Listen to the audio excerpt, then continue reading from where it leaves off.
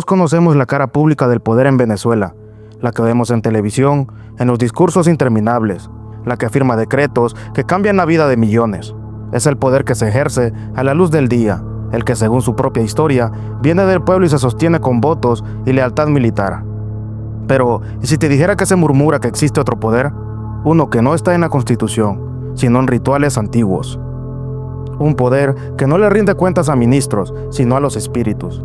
Un poder que no busca votos, sino la energía de los rituales. Durante años ha sido un secreto a voces la idea de que el chavismo, primero con Hugo Chávez y ahora con Nicolás Maduro, no es solo un proyecto político, sino también uno espiritual. Se habla de una conexión profunda con la santería afrocubana, usada como un arma para aferrarse al poder. Y no son solo teorías de foros de internet, son acusaciones graves hechas en libros y cartas por gente que estuvo en el corazón del poder. Periodistas, exministros y hasta el exjefe de la inteligencia militar, basada en sus testimonios y en investigaciones periodísticas. Hoy exploramos los 5 rumores más inquietantes que conectan al círculo íntimo de Nicolás Maduro con prácticas que la mayoría creería imposible en la política moderna. Prepárate, porque vamos a descorrer el velo donde la política y lo que algunos llaman artes ocultas parecen ser una y la misma cosa. Donald Trump, hands up Venezuela, de inmediati. Para entender la supuesta oscuridad que rodea a Maduro, hay que volver al origen de todo, la relación entre Hugo Chávez y Fidel Castro. No es un secreto que Cuba fue el gran mentor del proyecto bolivariano, pero según varias fuentes, Castro no solo exportó médicos y asesores militares, se dice que también exportó su propia herramienta de control espiritual, la santería. El autor de investigaciones clave como los brujos de Chávez sostiene que la santería fue introducida a propósito como una estrategia política. El objetivo, crear una especie de religión oficial para competir con la Iglesia Católica y, más importante aún, establecer una red de vigilancia espiritual. Y aquí es donde la historia se pone escalofriante. Según Placer, quien entrevistó a más de 60 personas del círculo chavista, sacerdotes, santeros cubanos o babalaos, fueron colocados en ministerios, dentro de la petrolera estatal y dentro del propio Palacio Presidencial. La acusación es que no solo actuaban como creyentes, sino como agentes de inteligencia, reportando directamente a La Habana. Bajo el mandato de Maduro, esta práctica supuestamente se intensificó.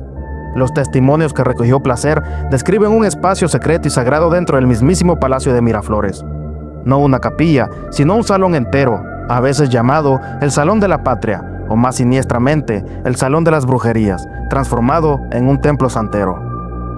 Las fuentes pintan una escena, un cuarto impregnado de olor a velas y tabaco, con altares y deidades yoruba y ofrendas para ganar el favor de los orishas. Se habla de sesiones de espiritismo para convocar al espíritu de Simón Bolívar y pedirle consejo en decisiones de Estado. Este rumor sugiere una red de espionaje única donde los secretos no se consiguen con micrófonos, sino con caracoles. Una estructura de poder paralela e invisible. La pregunta que queda flotando es devastadora. ¿Quién gobernaba realmente Venezuela? ¿Los funcionarios electos o los babalaos que le susurraban al oído y reportaban a otra capital? Huérfano de madre. Apenas a los 17, 18 años fue huérfano de esposa. Si el rumor anterior hablaba de la estructura del poder, este se enfoca en su supuesto combustible más macabro, los muertos. Durante años, el Cementerio General del Sur en Caracas, un monumento histórico, ha sido noticia por su estado de abandono y la profanación masiva de sus tumbas. Oficialmente, se atribuye a la delincuencia común en medio de la crisis, pero el rumor que corre en los círculos políticos y esotéricos es mucho más siniestro. Apunta a que el saqueo de huesos no es casual, sino que responde a una demanda de alto nivel para rituales de Palomayombe, la misma rama religiosa vinculada a la exhumación de Bolívar.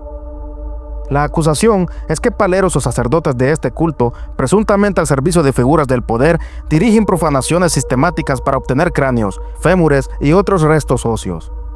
Estos huesos serían el ingrediente principal de las engangas, los calderos sagrados que funcionan como centros de poder espiritual, usados para proteger al régimen y lanzar ataques contra sus adversarios.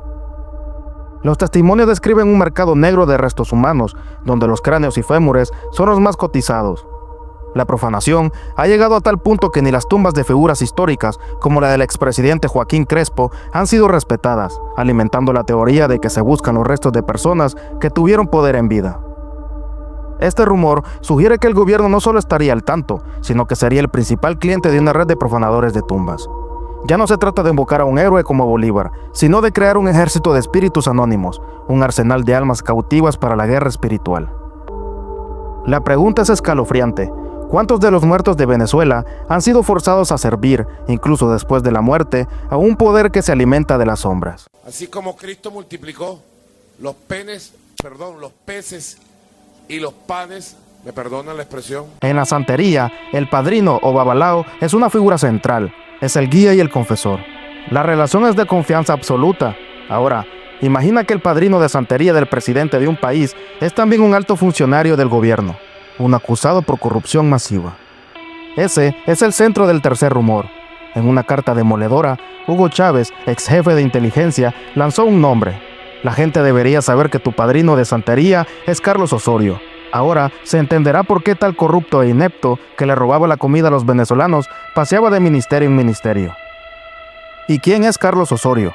Fue un hombre con un poder inmenso, ocupando cargos tan críticos como ministro de Alimentación. Mientras estuvo en esos puestos, fue señalado en múltiples investigaciones por presuntos desvíos millonarios de fondos destinados a alimentar a un pueblo que ya pasaba hambre. Según la acusación de Carvajal, este hombre no solo era un ministro poderoso, era el guía espiritual de Nicolás Maduro, el que leía su destino y dirigía sus rituales. La implicación es una simbiosis tóxica. Maduro le habría dado a Osorio un poder político y económico gigantesco, y a cambio, Osorio le daba protección y guía espiritual. El periodista David Placer refuerza esta idea, describiendo a Osorio como alguien con una influencia descomunal sobre Maduro, no solo en lo personal, sino en decisiones de gobierno. Se habla de un hombre cuya autoridad venía no de su cargo, sino de su estatus como padrino del presidente. Este rumor pinta el cuadro de un gobierno donde la jerarquía espiritual podría haberse impuesto a la política, un sistema donde para conseguir un favor quizás no bastaba con la lealtad al partido, sino que era necesario ser parte del círculo esotérico del presidente. La pregunta que deja este rumor es perturbadora. Si tu guía espiritual es también tu socio en la gestión del Estado, ¿dónde termina el consejo religioso y empieza la complicidad política? ¿Pudo la corrupción a gran escala en Venezuela haber sido no solo tolerada, sino bendecida por los mismos rituales que supuestamente debían proteger al gobierno? Son tan víctimas del capital, de los capitalistas que especulan y roban como nosotros. De todos los actos del chavismo, pocos fueron tan impactantes como el que ocurrió la madrugada del 16 de julio del 2010. En cadena nacional, Venezuela vio cómo se abría el sarcófago de Simón Bolívar, el Libertador. Oficialmente, la razón era científica. Hugo Chávez quería saber si Bolívar había muerto de tuberculosis o si había sido asesinado. La imagen era de ciencia al servicio de la historia. Sin embargo, una versión mucho más oscura comenzó a tomar fuerza. El corazón de nuestro segundo rumor, que la exhumación no fue un acto científico, sino el ritual de santería más ambicioso del chavismo. Un ritual de Palomayombe, una rama religiosa que trabajaba con los espíritus de los muertos y utiliza restos óseos. Según esta teoría, el objetivo real era apoderarse de la fuerza espiritual de Bolívar para anclar el poder del chavismo a la figura más sagrada de la nación. El periodista David Placer ha escrito que junto a científicos, supuestamente había babalaos cubanos dirigiendo una ceremonia. Luisa Ortega Díaz, fiscal general de Venezuela durante casi una década, dio peso a esta versión. En una entrevista de 2017, declaró que la exhumación fue en efecto un acto de profanación y que Chávez estaba obsesionado con los huesos de Bolívar. Sus palabras le dieron un sello oficial a lo que antes era una teoría de conspiración. Los detalles del supuesto ritual son perturbadores. Se dice que se extrajeron fragmentos de huesos del Libertador para ser usados en una enganga, un caldero sagrado en Palomayombe que se convertiría en el centro del poder espiritual del régimen. El objetivo, crear un vínculo directo con el espíritu de Bolívar para que protegiera la revolución. Si este rumor es cierto, significaría que el chavismo estaba dispuesto a profanar el mayor símbolo de la identidad nacional, no por la verdad histórica, sino para un ritual de poder. Sugiere que para ellos, los héroes no son solo ejemplos a seguir, sino espíritus a ser invocados y quizás esclavizados. La pregunta final es terrible. ¿Qué precio paga una nación cuando sus líderes se atreven a profanar el alma misma de su patria? Ustedes saben qué es el wifi. Wi-Fi. Y así llegamos al rumor más concreto, y para muchos, el más escalofriante. No hablamos de símbolos, sino de dinero en efectivo, aviones estatales y una acusación gravísima: financiar ceremonias religiosas con fondos públicos. Esta es la acusación cumbre de Hugo Carvajal. En su carta pública, El Pollo fue específico dirigiéndose a Maduro y escribió: tus ceremonias religiosas en Cuba las pagaba tu ministro de Finanzas, que en al menos una oportunidad envió un maletín de $500,000 en efectivo a La Habana en un avión de la petrolera estatal. Pensemos en esto, $500,000 en efectivo, transportado en un avión de la petrolera estatal de un país que se hundía en una crisis, y el propósito, según Carvajal, era pagar por ceremonias religiosas. En la santería, estas ceremonias o Evo son fundamentales. A menudo involucran ofrendas cuya esencia vital se entrega a los orishas para obtener protección o afectar a un adversario. La denuncia de Carvajal fue respaldada por el periodista David Placer, quien afirmó que la cifra era absolutamente cierta. Placer añadió que dentro del gobierno existía un supuesto manual para blanquear estos gastos bajo etiquetas como gastos de papelería. Este rumor es impactante porque conecta directamente la supuesta fe de Maduro con el presunto robo a la nación. Mientras los venezolanos hacían colas por comida, su gobierno, según estas acusaciones, estaría gastando cientos de miles de dólares en rituales en otro país. Este es el punto donde los otros rumores convergen. La red de espías, la profanación de tumbas, el padrino corrupto y la exhumación de Bolívar, todo culmina aquí, en el presunto desvío de una fortuna para alimentar con dinero y ofrendas la maquinaria espiritual que supuestamente sostiene el régimen. Y la pregunta que nos deja sin aliento es, si estaban dispuestos a hacer esto, ¿qué más habrán hecho en las sombras que aún no sabemos? Un salón secreto, las tumbas profanadas, un ministro corrupto como guía espiritual, los huesos del Libertador usado en rituales y un maletín con $500,000 para ceremonias. Estos 5 rumores sostenidos por testimonios de gente que estuvo en la cima del poder pintan un cuadro extraño de la Venezuela chavista. No dicen que el poder de Maduro se base solo en estas prácticas, pero sí sugieren que el régimen ha confiado en un arsenal espiritual para complementar su control político y militar. ¿Es todo una campaña de desprestigio de exfuncionarios resentidos?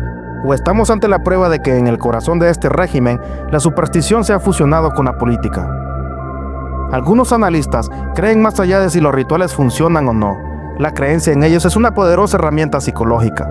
Para el círculo de poder ofrece una sensación de control en medio de una crisis sin fin. Y para el pueblo infunde un miedo supersticioso a un poder que parece invulnerable. Irónicamente, algunos santeros que predijeron el ascenso del chavismo también han pronosticado su caída. En 2019, en medio de una fuerte presión contra Maduro, algunos babalaos emitieron una profecía. Obatalá viene a hacer un cambio rudo y absoluto. El que se cree grande, caerá. Lo que es innegable es que la historia del chavismo no está completa sin este capítulo oscuro y esotérico que nos obliga a preguntarnos hasta qué punto la fe y las creencias pueden influir en el destino de una nación entera. Si esta historia te ha parecido reveladora, suscríbete y déjanos tu opinión en los comentarios. ¿Creencia estratégica política o una fuerza oculta real en el poder? La respuesta sigue en las sombras de Venezuela. ¿Tú qué opinas?